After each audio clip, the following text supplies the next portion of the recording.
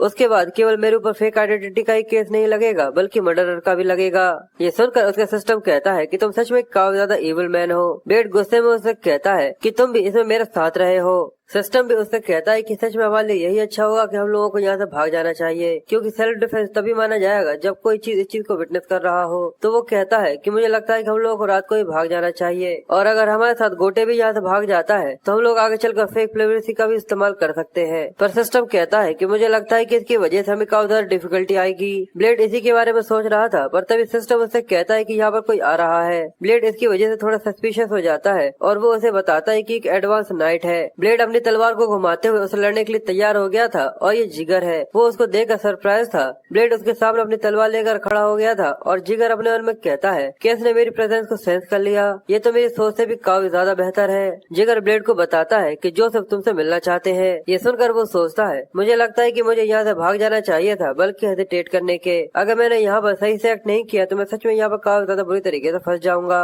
इसलिए वो उससे कहता है कि ये तो मेरे लिए काफी ज्यादा गर्व की बात है। जिगर उससे पूछता है, क्या तुम्हें पता चल गया था कि मैं यहाँ पर आ रहा हूँ? ब्लेड कहता है कि मैंने आपके बारे में फादर से सुन लिया था, पर मुझे ऐसा लगा नहीं था कि तुम इतने ज्यादा जल्दी यहाँ पर आ जाओगे। जिगर ये जानकर अपने मन में कहता है कि ये काफी ज्यादा इंटरेस्टिंग है। इसके जैसा कोई छोटा सा लड़का मुझसे जरा सा भी यहाँ पर नहीं डर रहा। इसलिए वो ब्लेड से कहता है कि मेरे साथ आओ। ब्लेड अपने सिस्टम से कहता है कि मुझे यहाँ से भागने की कोशिश करनी चाहिए, पर वो उससे कहता है कि ऐसा करने की कोशिश भी मत करना, क्योंकि ये नाइट इस लेवल पर है। अगर तुम यहाँ से 3 स्टेप लेने की भी कोशिश करोगे उससे पहले ये तुम्हारे सिर को तुम्हारे धड़ से अलग कर देगा। ब्लेड काफी परेशान हो जाता है और वो कहता है कि लगता है कि अब मेरे पास कोई भी चॉइस नहीं है। जिसके बाद सीन शिफ्ट होकर हमें जोसेफ के टेंट का सीन दिखाते हैं, जहाँ पर वो कहता है कि एटलीस्ट मुझे तुमसे मिलने का मौका मिला। तो ब्लेड उससे कहता है कि आपसे मिलना मेरे लिए सच में काफी ज्यादा बड़े ऑनर की बात है। जोसेफ पूछता है कि यहाँ पर तुम्हारे काम करने में तुम्हें कोई दिक्कत हो रही है, पर वो कहता है कि यहाँ पर सभी लोग आपकी काफी ज्यादा शुक्रगुजार हैं। जोसेफ कहता है, पर तुम्हारी आंखें और बालों को देखकर मुझे ऐसा लगा था कि तुम किसी फॉलन नोबल फैमिली के कोई लड़के हो।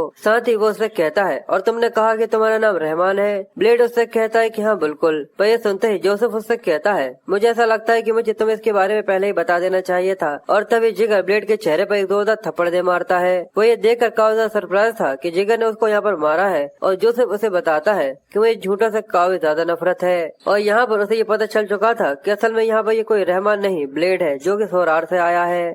स्टोरी अगले सीन से कंटिन्यू होती है। ब्लेड जोसेफ और जिगार से कहता है, इसका मतलब तुम लोगों को मेरे बारे में पता चल चुका है। जोसेफ कहता है कि ये चीज कंफर्म हो गई है कि तुम्हारी माँ एक गैर शादीशुदा औरत थी, पर अभी तक हम लोगों को तुम्हारे पिता के बारे में नहीं पता। बाय एनी चांस क्या तुम्हें तुम्हारे पिता के बारे में कुछ पता है? ये सुनकर ब्लेड हंसते हुए एक भारी आवाज में उससे कहता है कि कितना ज्यादा फनी है एक ऐसे लड़के से इसके बारे में पूछना जिसकी माँ एक गैर शादीशुदा औरत थी। क्या उसका पिता कौन है? वह सुनते ही जागीर उसके पैर में अपना पैर दे मारता है, जिसकी वजह से ब्लेड जमीन पर आ गया था। और वो गुस्से के साथ उससे कहता है कि बच्चे अपने मैनर्स को याद रखो। ब्लेड को काफी ज्यादा गुस्सा तो आता है, पर वो यहाँ पर कुछ भी नहीं कर सकता था। जोसेफ कहता है कि ये सब करने की जरूरत नहीं है। अगर सच में इसके बारे में सोचा जाए तो ये काफी ज्यादा फनी है कि तुम एक मर्सनरी ग्रुप के अंदर से आए हो। जरूर तुमने उसे मार दिया होगा जिसके बाद तुम यहाँ पर आए हो, और हम लोग पहले से ये जानते कि आखिर क्या वजह थी जिससे तुम सोरार से भाग कर आए हो। पर मैं ये जानना चाहता हूँ कि आखिर तुमने तलवार चलाना कहाँ से सीखा? ब्लेड उससे कुछ भी नहीं कहता, पर उसकी आंखों में काफी ज्यादा गुस्सा था, जो देखकर जोसेफ कहता है कि ऐसी आंखें सच में कुछ जरूरत से ज्यादा ही चीजें छुपाती हैं। जागीर ये सुनते ही अपनी तलवार को निकाल लेता है, जिसकी वजह से ब्लेड काफी ज्यादा डर गया था, क्योंकि उसे ऐसा लगा कि जैसे कि वो यहाँ पर मरने वाला है। वो अपने होठ काटते हुए यही सोच रहा था कि आखिर उसे यहाँ पर क्या करना चाहिए। जिसके बाद वो जोसेफ को बताता है कि असल में मेरे एक टीचर है जो कि अचानक से आता है और चला जाता है, बिल्कुल किसी लाइटनिंग की तरह। ये जानकर जोसेफ सरप्राइज हो गया था, और ब्लेड उससे आगे कहता है, यहाँ तक उनने मुझे अपना नाम भी नहीं बताया है, पर उनने मुझसे केवल एक ही चीज कही थी। एक इंसान जो कि एक सीक्रेट को जानता है वो कभी भी किसी और को वो चीज नहीं बता सकता। जोसेफ सोचता है कि इसके गेज काफी ज्यादा अनअवेयरिंग है। साथ ही वो उसे माफी मांगते हुए कहता है कि सिर्फ ट्रीटमेंट के लिए मुझे माफ करना। ब्लेड सोच रहा था कि ये चीज सच में यहाँ पर काम कर गई। जोसेफ कहता है कि शायद तुम इस चीज से अवेयर नहीं हो, पर मैं यहाँ पे एक काफी ज्यादा टाइट सिचुएशन में हूँ, इसलिए मेरे पास तुम्हारे लिए एक ऑफर है। और वो आगे कहता है कि ब्लेड जो कि सोरार से आया है, क्या तुम हायर प्लेसेस के ऊपर राइज नहीं करना चाहते, जैसे कि पावर, फ्रीडम, सर्वाइवल और नाइटहुड? मेरा मतलब और भी ऐसी कई सारी चीजें। मैं जोसेफ यहाँ पर तुम्हें सपोर्ट करना चाहता हूँ, तो क्या तुम इसके लिए तैयार हो? जिसके बाद सीन शिफ्ट होता है और हमें ब्लेड को जिगार के साथ फाइट करते हुए दिखाते हैं। वो दोनों एक दूसरे के साथ डुएल कर रहे थे, जहाँ पर जिगार उसको यहाँ पर लड़ना सिखा रहा था, और उसे देख रहे सभी लोग कहते हैं कि ये यहाँ पर होल्ड बैक कर रहा है। जरूर वो इस लड़के के ऊपर काफी ज्यादा नरमी बरत रहे हैं। क्या ऐसा हो सकता है कि ये लड़का यहाँ पर सर जिगार का डिसाइपल बनने वाला है? ये सच में कितना ज्यादा लकी है, इसका फ्यूचर तो पूरा ज्यादा खिल उठा है। पर हमें दिखाते हैं कि ब्लेड को काफी ज्यादा डर लग रहा था और उसको यहाँ पर फाइट करने में काफी ज्यादा परेशानी भी आ रही थी। और जिगार उससे कहता है कि तुम काफी ज्यादा एरोगेंट लड़के हो, क्या तुम अपने पेद्दे से स्किल्स के साथ उस समय सर जोसेफ के सामने अपने सिर को ऊंचा कर रखे हुए थे? तुम बच्चे कहीं के, तुम्हें जरा सा भी नहीं पता कि आखिर तुम्हारी औकात क्या है। क्यों मैंने सही कहा ना?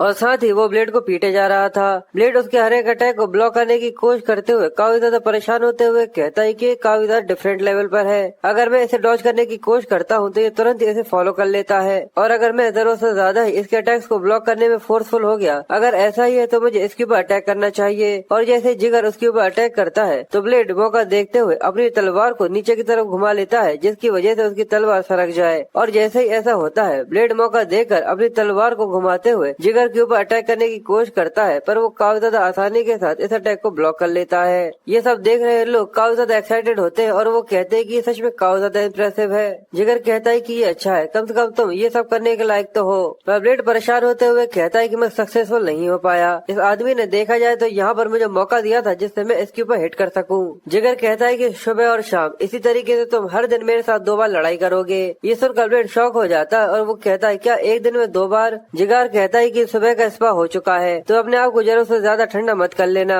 और ये कहकर वो वहाँ से चला जाता है। और जिगर को वहाँ से जाता हुआ देखकर ब्लेड अपने मन में कहता है कि ये जरा सा भी इस चीज के लिए कमिटेबल नहीं है, इसलिए यहाँ से जाते हुए मुझे जरा सी एडवाइस तक नहीं दी।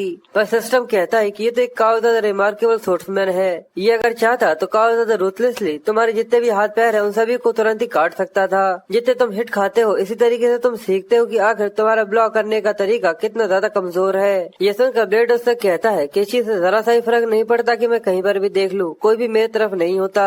जिसके बाद हमें जोसेफ का टेंट दिखाते हैं, जहाँ पर जिगर जोसेफ से कहता है क्या मैं समझ गया कि आखिर आपको उसको देखने के बाद आपने क्या सोचा था, आप उसका इस्तेमाल करना चाहते हैं। वो कहता है कि अब वो अभी जिस पॉइंट पर है, अगर वो नोबल होता तो काउंट की नजर उसके ऊपर जा सकती थी, पर जैसा मैंने सोचा था कि मेरा जजमेंट पूरी तरह से सही निकला। जिगर कहता है इस सबसे बड़ी इशू की बात यह है कि वो काफी ज्यादा एरोगेंट है और उसे अपनी जगह का जरा सा भी अंदाजा नहीं है। जोसेफ कहता है कि ये तो काफी ज्यादा एक्सपेक्टेड होना चाहिए क्योंकि उसकी परवरिश बैक एली में हुई थी। हम लोग उसे सब कुछ सिखा सकते हैं, पर हमें ये सब काफी ज्यादा धीरे धीरे करना होगा। और मुझे ऐसा लगता है कि ये काम करने के लिए काफी ज्यादा अच्छा इंसान मेरी नजरों के सामने खड़ा हुआ है। जिगर कहता है पर जो आपके लिए वफादार ना हो कभी भी उसके ऊपर भरोसा नहीं किया जा सकता। जोसेफ कहता है कि मुझे देखकर उसका सिर झुकाने पर मुझे भी उसके ऊपर भरोसा नहीं होता, पर ये काफी अच्छा होगा कि हम उसे ये बताएं कि आखिर वो अंदर से कैसा है, क्योंकि जब उसने मुझे देखा था तब मैं समझ गया था, क्योंकि उसकी आंखें चीख चीख कर ये कह रही थी कि यहाँ पर कुछ ऐसा है जो कि मैं करना चाहता हूँ, भले कुछ भी क्यों ना हो जाए। जोसेफ कहता है कि मुझे लगता है कि ये उसी के लिए जोसेफ कहता है मुझे लगता है कि ये हम सब के लिए ही अच्छा होगा। एक ऐसा रिलेशनशिप रखना जहाँ पर दोनों पार्टी से एक दूसरे के साथ इसीलिए है क्योंकि वो दोनों ही एक दूसरे से कुछ चाहती है, तो क्या ये काफी ज्यादा अच्छा नहीं है? जिगार कहता है अगर आप ऐसा सोचते हैं तो ठीक है, पर वो बिल्कुल भी कोई भेड़िए की तरह नहीं है। वो अपने आप से ही पूरी तरह से भरा हुआ है, उसके ऊपर यकीन नहीं किया जा सकता और वो काफी ज्यादा कॉकी भी है। जोसेफ कहता है कि तुम्हें ज्यादा जल्दी करने की जरूरत नहीं है, समय का इस्तेमाल करो और धीरे धीरे करके इतना ज्यादा बड़ा केज बनाओ कि कोई भेड़िए को भी ऐसा लगे कि वो पूरी तरह से आजाद हो चुका है। जिसके बाद सीन शिफ्ट होता है और हमें जंगल में गोटे को दिखाते हैं जो कि कपकपाते हुए कहता है कि सच में यहाँ पर काफी ज्यादा ठंड है, क्या इसी वजह से यहाँ पर इतना ज्यादा फॉग जमता है? साथ ही वो ब्लेड के बारे में सोचते हुए कहता है क्या वो जिगर के लिए काम करता है? तो मुझे ऐसा लगता है कि मुझे उसे काफी ज्यादा इम्प्रेस करने के साथ उसके अटेंशन को गेन करने की जरूरत है। और इस सबसे भी काफी ज्यादा अच्छा ये हो सकता है कि मैं किसी की भी सोच से कुछ ज्यादा अच्छा काम कर दिखाऊं जो कि इस बैटर में हो सकता है। और इस सबसे काफी अच्छा काम ये हो सकता है कि मैं काफी ज्यादा अच्छा काम कर दिखाऊं जिससे वो सभी मुझसे काफी ज्यादा इम्प्रेस हो जाए। पर तभी पीछे से एक हायर अप आते हुए उससे पूछता है कि यहाँ पर कुछ हुआ है, तो वो उसको देखकर शॉक होते हुए कहता है कि नहीं, यहाँ पर कुछ भी ऐसा आउटस्टैंडिंग नहीं। तो वो उसे देखकर शॉक होते हुए कहता है कि नहीं, यहाँ पर कुछ भी ऑर्डिनरी के अलावा कुछ भी नहीं हुआ। वो नाइट कहता है कि ठीक है, अपने आप को संभालो और अपना काम सही से करो। गोटे कहता है कि मैं समझ गया, प्लीज आप सबकी चिंता मत करिए। उस नाइट को वहाँ से जाता हुआ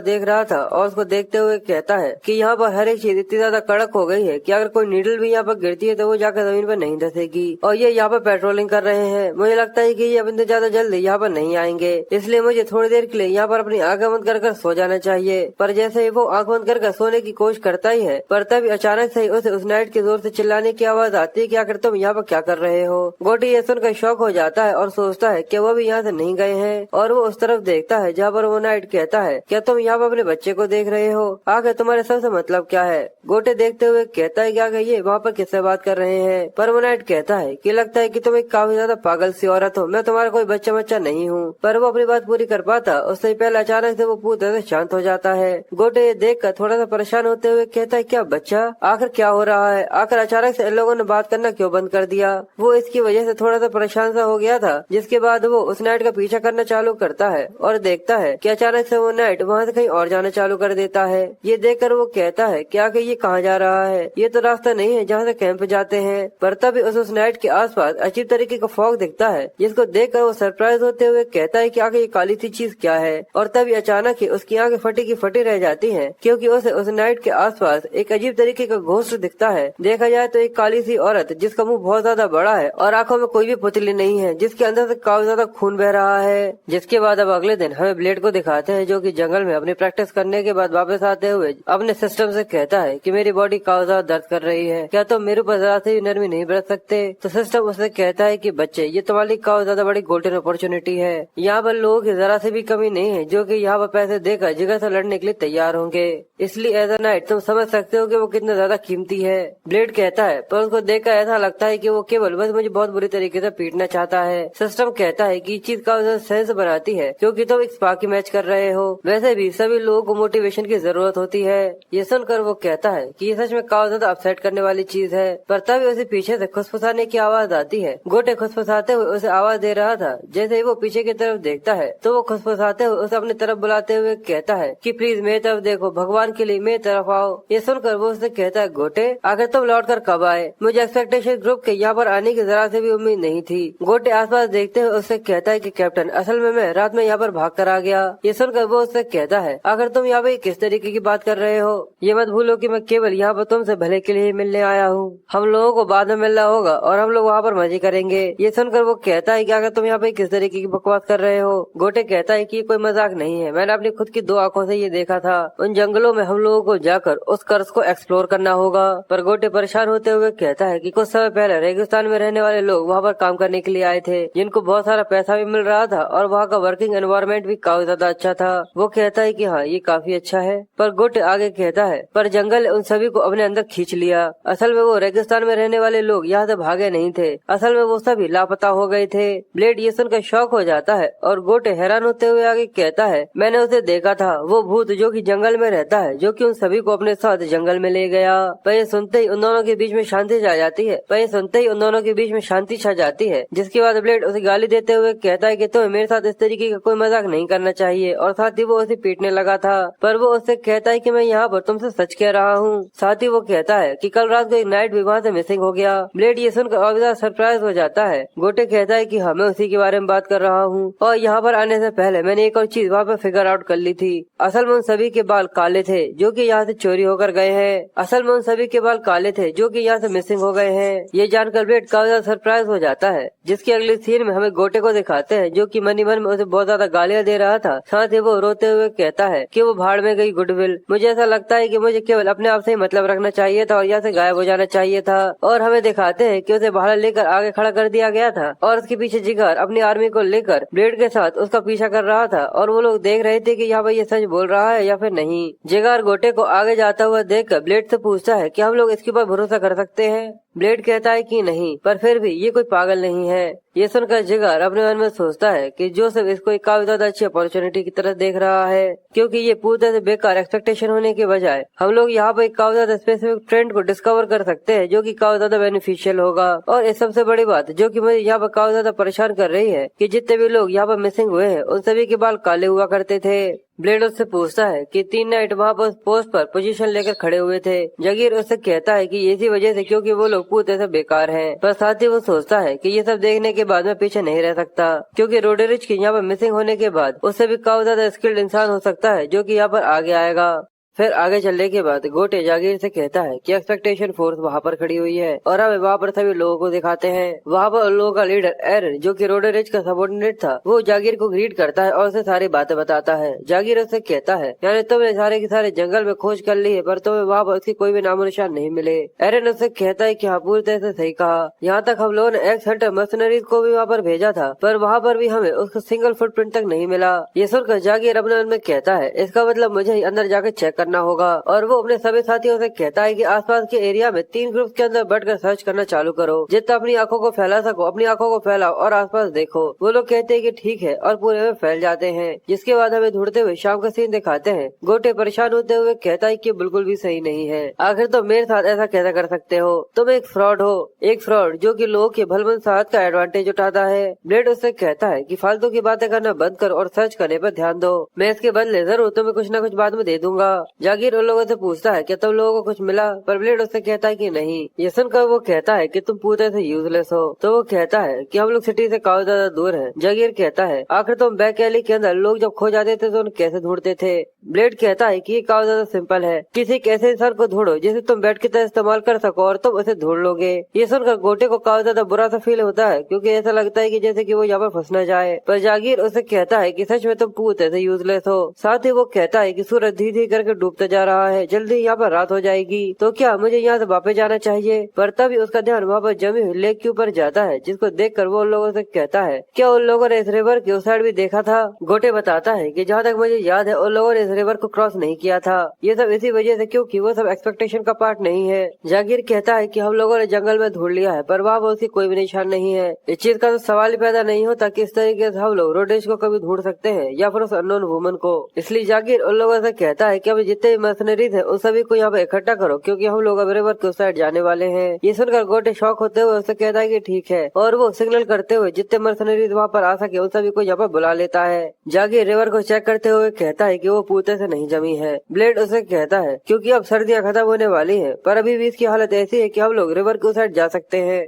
जागीर कहता है कि हम लोगों का बढ़ना और इस नदी के उस साइड जाना जरूर काम करेगा। और तभी वहाँ पर जितने मर्सनरीज होते हैं वो लोग आते हुए गोटे से पूछते हैं कि क्या हुआ, क्या तुम लोगों ने उसे ढूंढ लिया? गोटे कहता है कि इस वजह से मैंने तुम्हें यहाँ पर नहीं बुलाया। और जागीर उन लोगों से कहता है कि हम लोग हमारे सर्च एरिया को एक्सपेंड करते हुए अब रिवर को पार करने वाले हैं पर ये पूते से जमी नहीं है, जिसकी वजह से हम लोग 3 हिस्सों में बटेंगे और इसको एक एक करके क्रॉस करेंगे। पर गोटे रिवर को क्रॉस करने में काफी ज्यादा डर रहा था। ब्लेड उससे पूछता है कि क्या हुआ, तो वो घबराते हुए कहता है कि मुझे यहाँ पर काफी ज्यादा बुरा सा महसूस हो रहा है, जैसे कि यहाँ पर कुछ गड़बड़ होने वाली है। पर ये सुनकर ब्लेड उससे कहता है कि फालतू की बकवास है, असल में तुम यहाँ पर केवल बहुत ज्यादा डर रहे हो। तो वो कहता है कि हाँ बिल्कुल, मैं यहाँ पर काफी ज्यादा डरा हुआ हूँ। मैं तुम लोगों की तरह यहाँ पर काफी ज्यादा पावरफुल इंसानों में से नहीं हूँ और मेरे जैसे लोगों का सिक्स्थ सेंस काफी ज्यादा अच्छा होता है जो कि सर्वाइव करने में काफी ज्यादा काम आता है। क्या तुम्हें पता है? और इस समय बिल्कुल मुझे वैसा ही लग रहा है जैसे कि यहाँ पर सच में कुछ होने वाला है। इसलिए मैं तुमसे ये साफ साफ कह देता हूँ कि मैं इस रिवर को क्रॉस कर उस साइड नहीं जाने वाला। ब्लेड कहता है कि मुझे तुम्हारे सिक्स्थ सेंस के बारे में जरा सा भी आइडिया नहीं है पर एक चीज है जिसके बारे में मैं पूरी तरह से श्योर हूँ। ये सुनकर वो थोड़ा सा कंफ्यूज था और ब्लेड गुस्से में उससे कहता है कि अगर तुम यहाँ से अभी के अभी नहीं भागे तो सच में तुम्हारी मौत काफी ज्यादा बुरी होगी।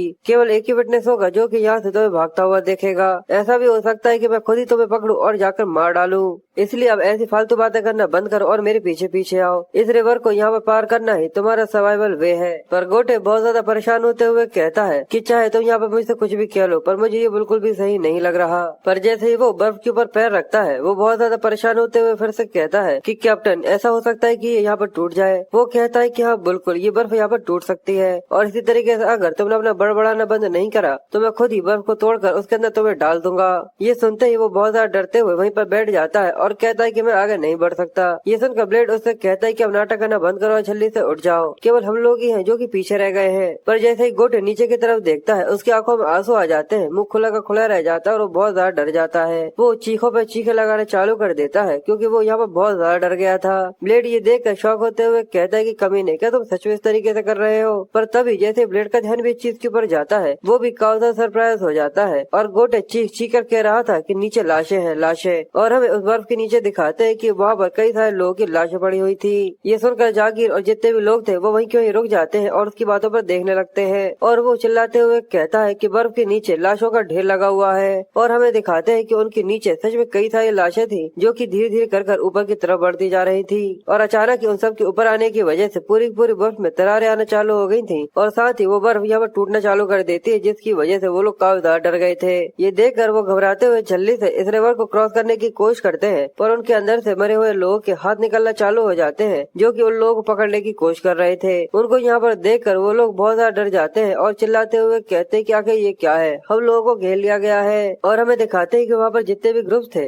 वहाँ पर जितने भी अनडेड्स थे, उन सभी ने उनको घेर लिया था। वो लोग डरे हुए जागीर से पूछते हैं कि आखिर हम लोगों को यहाँ पर क्या करना चाहिए, पर जागीर भी ये देखकर सरप्राइज होते हुए कहता है कि ये तो एक ट्रैप था, जैसे कि उन लोगों को काफी अच्छी तरीके से ये पता था कि हम लोग यहाँ पर जरूर आएंगे। और दूसरी तरफ हमें फादर और छोटे से लड़के को दिखाते हैं, जो कि वहाँ पर प्रेयर कर रहे थे। वो भगवान से कहते हैं कि प्लीज हमें गाइड करना, जिससे हम लोग आपकी रोशनी में चल सके। पर तभी उस लड़के को वहाँ पर कुछ अजीब सा महसूस होता है और वो लड़का प्रीस्ट से कहता है कि अचानक से आपको क्या हो रहा है, क्योंकि वो बहुत ज्यादा कपकपा रहा था। और हमें दिखाते हैं वो प्याला जो कि उन लोगों के सामने रखा हुआ था, अचानक ही उसके अंदर से काफी ज्यादा डार्कनेस निकलना चालू हो जाती है, जो देखकर वो प्रीस्ट भी काफी ज्यादा सरप्राइज हो गया था। और वो एरिया जो कि थोड़ी देर पहले पूरी तरह साफ था, पर धीरे धीरे कर वहाँ पर फॉग छाना चालू हो गया था। वो घोस्ट अपने बच्चे के तलाश में वहाँ पर आ चुकी थी, जो कि धीरे धीरे अपने कदमों को बढ़ाते हुए कहती कि मेरा बच्चा, आखिर मेरा बच्चा कहाँ है, आखिर मेरा बच्चा कहाँ है। और हमें उस घोस्ट की अपीयरेंस दिखाते हैं, जो कि काफी ज्यादा स्पूकी और काफी ज्यादा हॉरिबल है। जिसके बाद फिर से सीन लेक के ऊपर आ जाता है, जहाँ पर वो अनडेड्स लोगों के ऊपर हमला कर रहे थे। एक अनडेड गोटे के ऊपर अटैक करता है, जो देखकर गोटे की फटकर 64 हो जाती है और वो रोते हुए ब्लेड को चिल्लाने लग जाता है कि प्लीज मेरी मदद करो।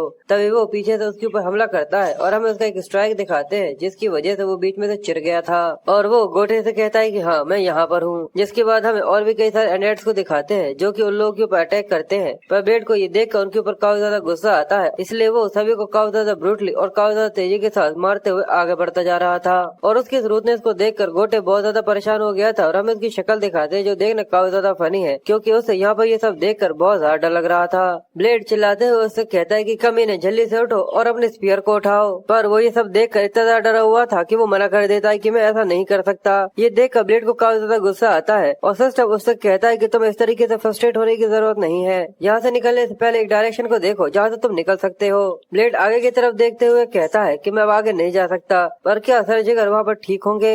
हमें दिखाते हैं कि जिगर वहाँ पर कई सारे अनडेड्स को बहुत रूटली मारता जा रहा था, पर अब उसे भी यहाँ पर उन्हें मारने में दिक्कत होने लगी थी, क्योंकि उनकी संख्या कुछ जरूरत से ज्यादा ही थी। और यहाँ पर ऐसे भी कई सारे लोग थे जो कि इन अनडेड्स का शिकार बन गए थे।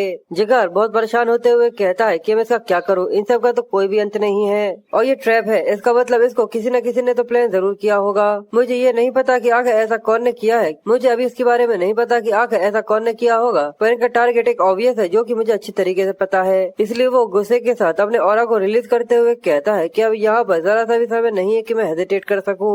और वो अपने ऑरा के साथ जैसे अपनी तलवार को घुमाता है, जितने भी अनडेड्स उसके सामने आते हैं, हमें उन सभी के शरीर के ऊपर कट्स दिखाते हैं और उनके शरीर के टुकड़े आसमान में उड़ते हुए चले जाते हैं, क्योंकि यहाँ पर वो लाइट की स्पीड के साथ उन सभी को काटता जा रहा था। ये देखकर उसके सभी साथी खुश होते हुए कहते हैं कि सभी लोग यहाँ पर इकट्ठे हो जाओ, क्योंकि हम लोगों को ज्यादा डरने की जरूरत नहीं है जब तक सर जिगर हम लोगों के साथ है। जिगर जोर से चिल्लाते हुए ब्लेड से कहता है कि जाओ जल्दी से अपने कॉन्ट्रैक्ट को फुलफिल करो। ब्लेड उसकी बात सुनकर चिल्लाते हुए उससे पूछता है पर आखिर आपका क्या होगा, तो जिगर चिल्लाते हुए कहता है कि जल्दी से यहाँ से जाओ और जितना हो सके किसी भी कीमत पर वहाँ पर इस चीज को रोकने की कोशिश करना, जाकर जोसेफ की रक्षा करो जैसा कि तुमने मुझसे कॉन्ट्रैक्ट करा था। ब्लेड ये सुनकर कहता है कि ठीक है और वो जल्दी से वहाँ से भागते हुए गोटे से कहता है कि चलो यहाँ से चलते हैं। पर वो बहुत ज्यादा डरा हुआ था, वो उठते हुए कहता है कि प्लीज कैप्टन मेरे लिए रुक जाओ। और जिगर दुआ करता है कि जोसेफ पूरी तरह से सुरक्षित रहे। तभी उसके पीछे से रोड्रिच आ जाता है, जिसको देखकर जोसेफ काफी ज्यादा सरप्राइज हो गया था और वो यहाँ पर से माफी मांगते हुए कहता है कि प्लीज मुझे माफ कर देना, क्योंकि मैं काफी लेट हो गया।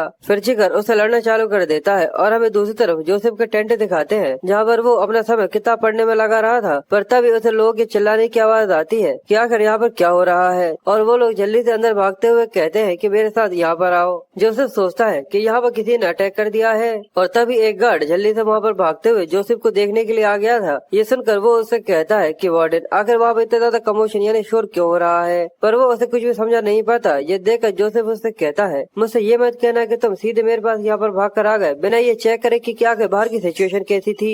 वार्डन कहता है कि इसी वजह से, क्योंकि आपकी सेफ्टी मेरे लिए सबसे ज्यादा बड़ी प्रायोरिटी रखती है। पर जोसेफ उसके ऊपर चिल्लाते हुए कहता है अच्छा इसी वजह से तुम्हारे पास यहाँ पर तलवार भी नहीं है जो कि तुम अपने साथ लेकर आ पाओ। वार्डन ये सुनकर कंफ्यूज हो जाता है और जैसे ही वो अपनी तलवार देखता है कि तलवार उसके पास है ही नहीं, इसलिए वो गुस्से में आगे चिल्लाते हुए कहता है कि अगर तुम्हारी वजह यहाँ पर मैं होता तो मैंने अपने आप को अब तक फांसी लगा ली होती। वार्डन उसे यहाँ पर माफी मांगता है और और कहता है कि प्लीज यहाँ पर मुझे माफ कर दीजिए। पर तभी वहाँ पर फादर और भी कई सारे नाइट के साथ आ जाता है। तो जोसेफ एंड्रस को देखकर उससे पूछता है कि तुम्हें पता है कि आखिर यहाँ पर क्या हो रहा है, पर वो अपनी बात पूरी कर पाता उससे पहले फादर उससे कहता है कि वो एक काफी ज्यादा बुरी शक्ति है। जरा तुम ये देखो इस बाइबल के अंदर जो होली इंक है वो किस तरीके से हिल रही है। जोसेफ बाइबल की कंडीशन देखकर काफी ज्यादा शॉक हो जाता है और कहता है बाइबल में लिखा हुआ इस तरीके से हिल रहा है जैसे कि तूफान के अंदर कोई पत्ता हिलता है। इसका मतलब ये कोई भी ऑर्डिनरी ऑब्जेक्ट नहीं है। इसलिए जोसेफ फादर से इसको रोकने का कोई तरीका पूछता है कि यहाँ पे कोई ऐसा तरीका है। तो वो कहता है कि मैं कोई एक्सोर्सिस्ट नहीं हूँ, मैं ऐसा नहीं कर सकता।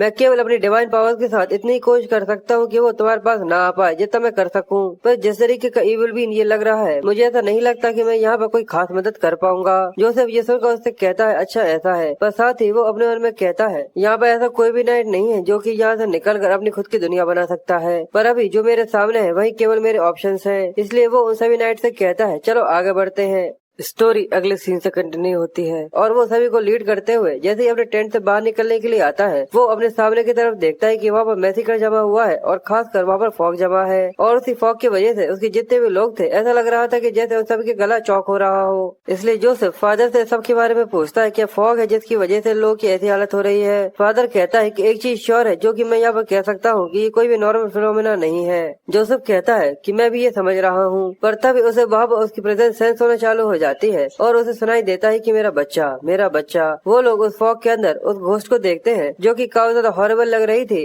और वो अपने बच्चे को ढूंढते हुए कहती है कि आखिर मेरा बच्चा कहाँ है। फादर और वो लड़का उसको देखकर बहुत ज्यादा शॉक हो जाते हैं और उन सभी के मुंह खुले के खुले रह गए थे। वो लोग भी ये देखकर हैरान हो जाते हैं कि सच में कोई ऐसी भी चीज यहाँ पे एग्जिस्ट कर सकती है। वो घोस्ट आगे की तरफ बढ़ते हुए कहती है कि मेरा बच्चा आखिर कहाँ है। पर जैसे ही वो उन लोगों की तरफ देखती है तो वो जोसेफ को देखकर हंसते हुए कहती है कि आखिरकार मैंने तुम्हें ढूंढ लिया मेरे बच्चे।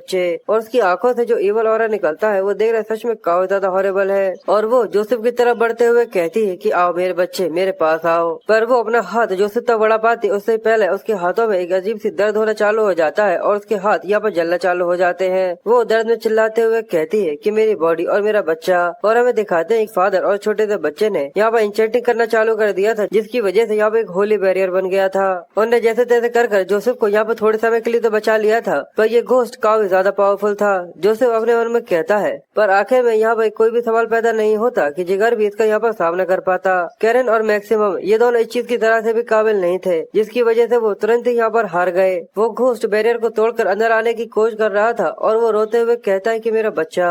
और जोसेफ उसको देखते हुए कहता है कि ये घोस्ट यहाँ पर जानबूझकर मुझे अपना निशाना बनाने की कोशिश कर रहा है। पर आखिर ऐसा कौन हो सकता है जिसकी वजह से ये सब यहाँ पर ऐसा कर रही है। इसकी वजह से जोसेफ काफी ज्यादा परेशान हो रहा था और तभी उस छोटे से लड़के के मुंह से खून आना चालू हो जाता है और उसकी यहाँ पर इंचेंटिंग बंद हो जाती है। ये देखकर प्रीस्ट उससे कहता है कि प्लीज अपने आप को संभाल कर रखो। साथ ही वो इस इंचेंटिंग को कंटिन्यू रखने की कोशिश कर रहा था, पर उस लड़के के इंचेंटिंग के बंद हो जाने की वजह से ये बैरियर कमजोर हो जाता है और वो घोस्ट अंदर आने के लिए अपने हाथ को अंदर की तरफ बढ़ा देता है। तो ये देखते ही वो लड़का रोते हुए फिर से अपनी इंचेंटिंग को चालू कर देता है जिसकी वजह से वो बैरियर फिर से स्ट्रांग होने लगा था और वो उस घोस्ट को पीछे की तरफ धकेल देता है। जोसेफ ये देखकर कहता है कि प्रीस्ट इतनी जल्दी अपने लिमिट तक पहुँच गया है, मुझे लगता है कि इनकी इंचेंटिंग कभी भी बंद हो सकती है।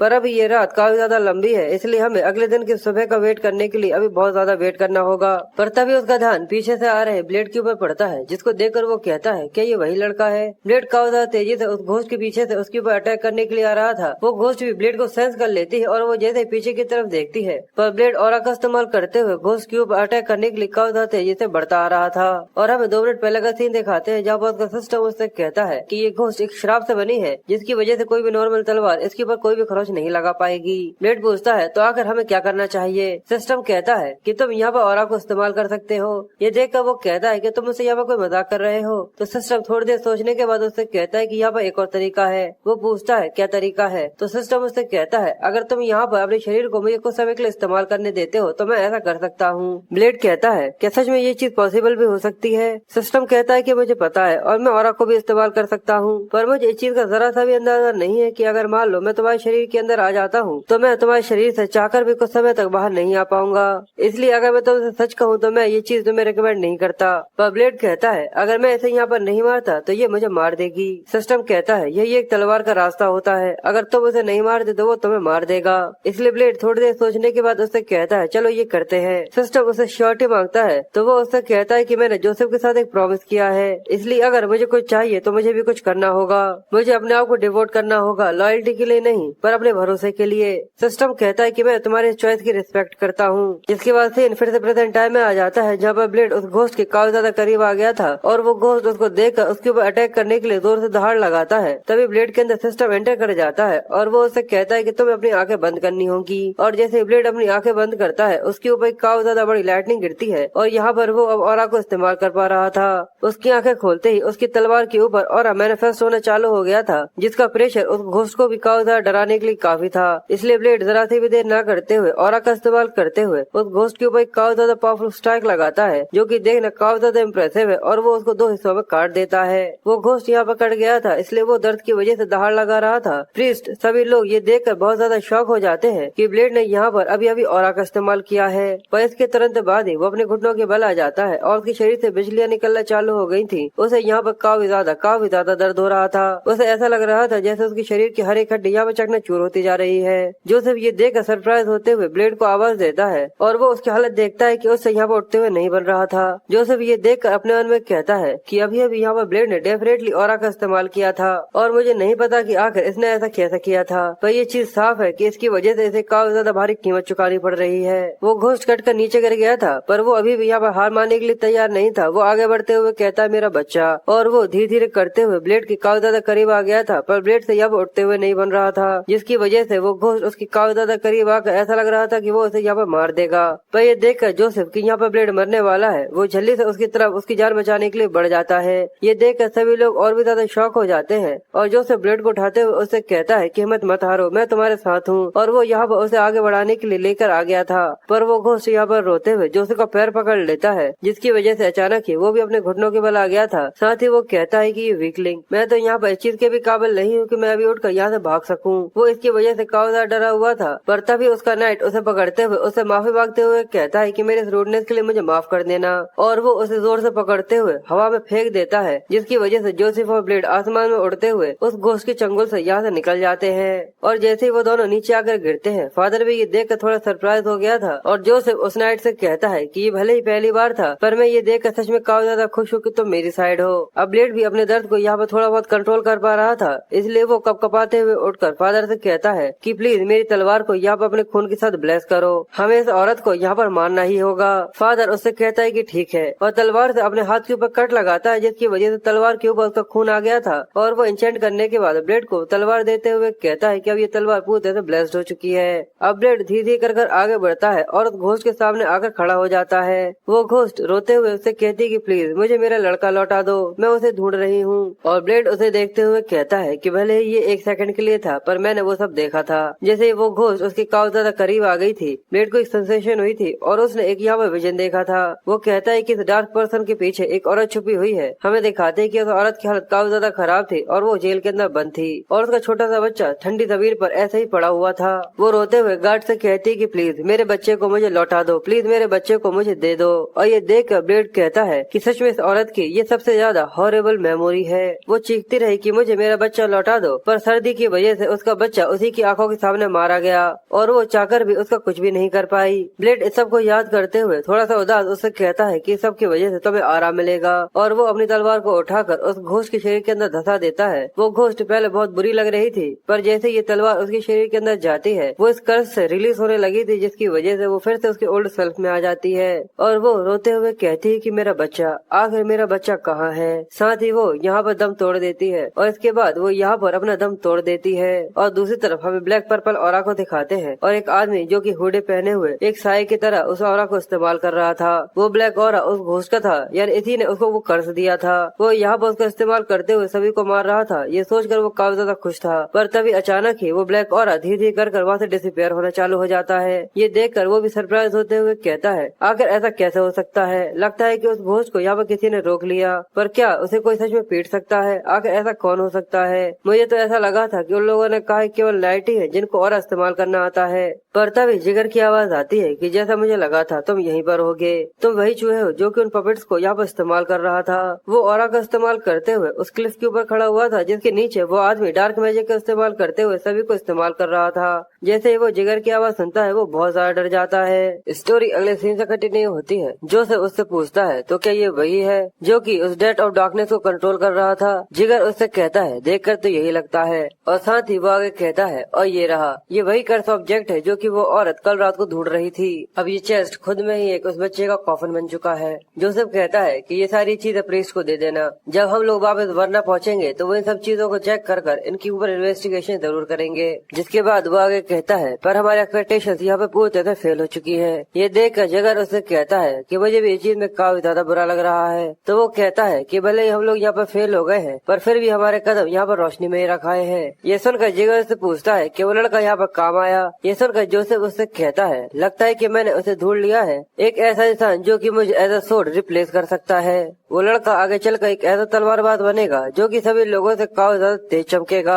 जिसके बाद हमें ब्लेड का सीन दिखाते हैं जो कि उठकर काफी ज्यादा शॉक होते हुए कहता है कि मैं यहाँ पर सीधे सीधे 3 दिन से बेहोश पड़ा हुआ था। सिस्टम कहता है कि हाँ, इसलिए तुम्हें अगली बार और भी ज्यादा सावधान रहने की जरूरत है। और मुझे इसके बारे में भी पता नहीं था कि रिकॉल सच में इतना ज्यादा एक्सट्रीम हो सकता है। वो कहता है, पर ये काफी ज्यादा अच्छा है, पर मुझे ऐसा लगा था कि हम लोग मेटल्स को वहीं पर खत्म कर तुरंत ही कैंप आ जाएंगे। सिस्टम बताता है, पर वो लोग तुम्हारे रिकवर होने का वेट कर रहे थे। और वो जोसेफ नाम का लड़का देख के ऐसा लग रहा था कि उसे तुम्हारी काफी ज्यादा चिंता है। ये सुनते हुए ब्लेड जैसे कैंप से बाहर आ जाता है, वो देखता है कि वहाँ पर कोई भी नहीं है। तो वो सिस्टम से पूछता है कि सभी लोग यहाँ से जा चुके हैं। पर ये चीज सहसी पर आती है कि जो यहाँ पर हुआ है उसके बाद तो सभी लोग यहाँ से भाग ही जाएंगे। पर तभी गोटे वहाँ पर आते हुए उससे कहता है कि कैप्टन, तो आप उठ गए, क्या आपको पता है कि मुझे आखिर आपकी कितनी ज्यादा चिंता हो रही थी। पर उसे देखकर ब्लेड थोड़ा सा कंफ्यूज होते हुए उससे कहता है कि वो लड़का जो कि डर कर चिल्ला रहा था कि मुझे यहाँ से भागना है, वो देखो सबसे ज्यादा लंबे समय तक यहाँ पर टिका हुआ है। गोटे कहता है कि बिल्कुल, मैं यहाँ पर रुका हूँ क्योंकि उन्हें प्रॉमिस किया है कि जब तक हम लोग यहाँ से वापस नहीं लौट जाते, वो लोग जो कि यहाँ पर रुकेंगे उन लोगों को ज्यादा पैसा मिलेगा। और क्या इसके अलावा तुम्हें ये पता है कि जब तुम घोड़े की सवारी तक नहीं कर पा रहे थे, मैं अपने कंधे पर उठाकर तुम्हें कैंप तक लेकर आया था।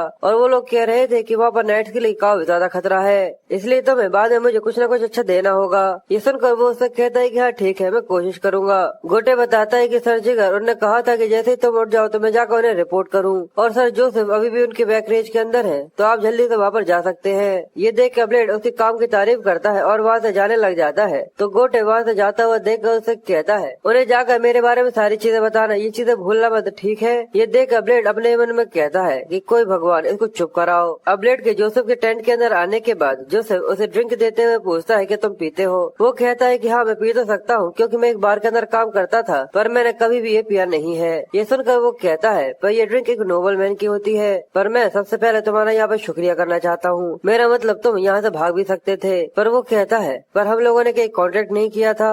जोसेफ कहता है कि जैसा तुमने मेरे साथ प्रॉमिस किया था कि तुम मेरे ऊपर फेथ करोगे, ना कि लॉयल्टी। साथ ही वो सोचता है कि वो कॉन्ट्रैक्ट केवल शब्दों के अलावा कुछ भी नहीं है, पर फिर भी इस लड़के ने उसे फुलफिल किया। ये एक ऐसा टैलेंटेड लड़का है जिसे खोना मैं अफोर्ड नहीं कर सकता।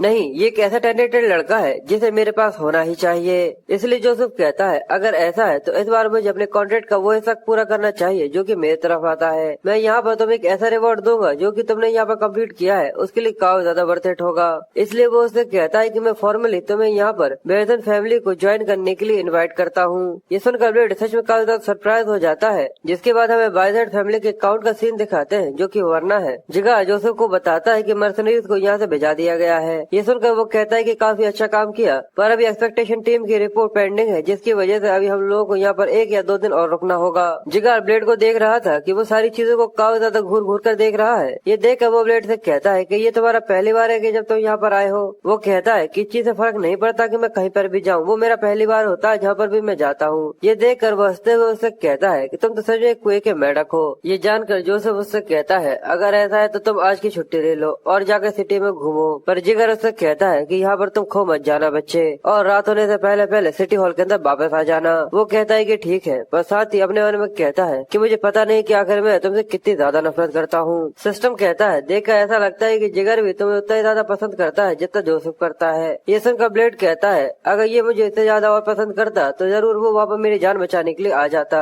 पर छोड़ो, मुझे एक्सपेक्टेशन की वजह से यहाँ पर सच में काफी ज्यादा अच्छा पैसा मिला है, तो चलकर अच्छा सा खाना खाते हैं। देखते कि आगे सिटी के अंदर क्या खाने को अच्छा मिलता है। पर तभी वहाँ पीछे से वो लड़का ब्लेड को खींचता है तो वो कहता है कि तुम तो फादर हो। वो छोटा सा लड़का ब्लेड से कहता है अगर तुम्हारा कोई भी स्पेसिफिक प्लान आज नहीं है तो प्रीस्ट आपको यहाँ पर अपने साथ बुलाना चाहते हैं। ये सुनकर ब्लेड कहता है क्या प्रीस्ट ने मुझे बुलाया है। जिसके बाद वो लोग चर्च के सामने आकर खड़े हो जाते हैं कि ये चर्च सच में काफी ज्यादा बड़ा है। ब्लेड ये देखकर बहुत ज्यादा शौक होते हुए कहता है कि सच में ये काफी ज्यादा विशाल है। सोरार में तो यहाँ तक चर्च भी इतने ज्यादा बड़े नहीं होते। वो लड़का कहता है कि ये सब इसी वजह से क्योंकि बाइजेट फैमिली का काउंट कैपिटल स्टेरमा है और वरना उसके रिलीजियस सेंटर है।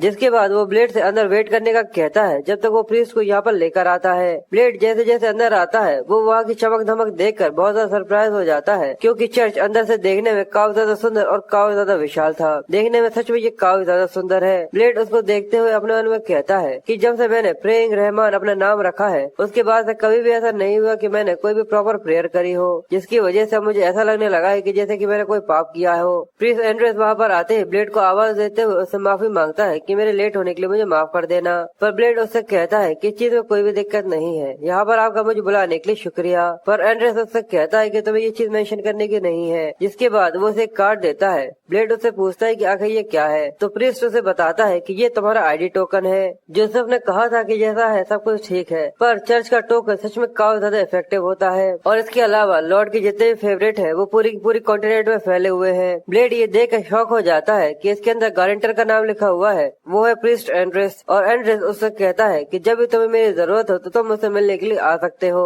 क्योंकि आज और इस समय से ही मैं तुम्हारा गारंटर बन चुका हूँ। ये देख कर ब्लेड सच में काफी ज्यादा शौक था, इसलिए वो प्रीस्ट के सामने घुटनों को टेकते हुए अपने मन में कहता है कि वो लड़का जो कि बैकाली से आया था वो इस लायक भी नहीं था कि वो अपना बर्थ रजिस्ट्रेशन बनवा सके, पर आज उसके सामने इस तरीके का उसके गारंटर खड़ा होने की वजह से अब वो इस दुनिया में बता सकता है कि आखिर उसका नाम क्या है। अब से वो सोरार का ब्लेड बन चुका है। अब वो लोग वहाँ से निकल चुके थे। जोसेफ ब्लेड को बताता है द बाइजेट काउंटी के अंदर 12 गाँव और 3 शहर आते हैं। द डिस्ट्रीब्यूशन हब सोरार, द रिलीजन सेंटर वरना और जैसा कि तुम अपने सामने देख सकते हो द कैपिटल सिटी सुटमा। अब वो लोग यहाँ पर सुटमा सिटी के अंदर रहने वाले थे। यह जगह ब्लेड को और गोटे को बताता है कि अब तुम लोग यहाँ पर मिस्टर जोसेफ के गेस्ट हो, इसलिए ये चीज अपने दिमाग में बैठा कर रखना कि कोई भी यहाँ पर बेवकूफों वाली हरकत मत कर देना जो कि मिस्टर जोसेफ की रेपुटेशन को जरा सा भी नुकसान पहुँचाए। बिल्कुल भी यहाँ से बाहर निकल कर पागलों की तरह मत घूमना, चुपचाप से यहीं पर बैठे रहना। साथ ही वो आगे कहता है कि थोड़ी ही देर के बाद मेड्स यहाँ पर तुम्हारे लिए रिफ्रेशमेंट्स लेकर आएंगी, पर वो अपनी बात पूरी करने से पहले चुप हो जाता है जिसकी वजह से वो दोनों थोड़े से कंफ्यूज हो गए थे। जिसके बाद जिगर आगे कहता है कि ये सब छोड़ो और उसके अंदर से कुछ भी मत खाना, बस वेट करना। अगर तुम यहाँ पे किसी जंगली की तरह खाओगे तो आखिर में तुम केवल बेडरूम को ही फ्यूल करोगे और कुछ नहीं। ये सुनकर ब्लेड उससे कहता है इस सब के बाद भी तुम थोड़ा बहुत तो खा ही सकते हैं, पर वो उससे कहता है कि अपनी बकवास बंद करो और कुछ भी मत खाना। जिसके बाद वो वहाँ से चला गया था और जैसे ही वो दोनों अपना गेट खोलते हैं तो गोटे अपने सामने ये देखकर बहुत ज्यादा सरप्राइज होते हुए कहता है कि सच में ये तो काफी ज्यादा आलीशान रूम है। और वो आगे बढ़ते हुए कहता है कि सच में बाइजेट फैमिली काफी ज्यादा कमाल की है। ब्लेड कहता है कि हाँ मुझे इसके बारे में पता है, पर तभी उन दोनों को एक आवाज आती है कि मैंने तुम लोगों को यहाँ पर पहले कभी नहीं देखा। ये सुनते ही वो दोनों पर्दों के पीछे खड़े हुए एक लड़के को देखते हैं जो कि उन लोगों से कहता है कि मैं यहाँ पर छुप कर घूमने की कोशिश कर रहा था पर तुम लोगों ने यहाँ पर मुझे देख लिया। जिसके बाद वो आगे आकर उन लोगों के सामने खड़ा हो जाता है तो ब्लेड उसकी ऑरा को सहन करते हुए कहता है कि ये इंसान काफी ज्यादा पावरफुल है और वो उन लोगों से पूछता है कि आखिर तुम दोनों कौन हो। ब्लेड उसको देखते हुए आगे कहता है कि इसके लुक्स काफी ज्यादा सिमिलर से हैं, पर इसका और एक अलग ही लेवल पर है, जैसे कि ये कोई एक ऐसा इंसान हो जो कि किसी भी इंसान को केवल देखते से ही 2 हिस्सों में काट सकता है। गोटे भी काफी ज्यादा डरते हुए अपने बारे में ग्रीट करते हुए बताता है कि हम लोग यहाँ पर जोसेफ की एक्सपेक्टेशन टीम से आए हुए हैं। ये जानकर वो कहता है अच्छा यार तुम्हारा नाम गोटे है। जिसके बाद वो ब्लेड से उसके बारे में पूछता है तो ब्लेड उसे बताता है कि मैं सोरार से आया हूँ और मेरा नाम ब्लेड है। ये सुनकर वो उनसे कहता है कि पहली बार मैंने ये नाम सुने हैं, पर साथ ही वो अपने मन में कहता है कि जरा इसे देखो तो इसकी आंखों में ये कितना ज्यादा खतरनाक सा फोर्स दिख रहा है। ये यहाँ पर मेरे सामने खड़ा होकर जरा सा भी नहीं डर रहा। इसकी आंखों में जो कॉन्फिडेंस है वो मेरे सामने साफ साफ दिखा रहा है। लगता है कि जोसेफ के हाथों में एक ऐसा लड़का फंसा है जो कि उसके सच में काफी ज्यादा काम आने वाला है। मुझे ये लड़का काफी पसंद आया। जिसके बाद वो अपने हाथों को आगे बढ़ाते हुए उन दोनों से पूछता है कि तुम दोनों कुछ पीरियड्स खाना चाहोगे।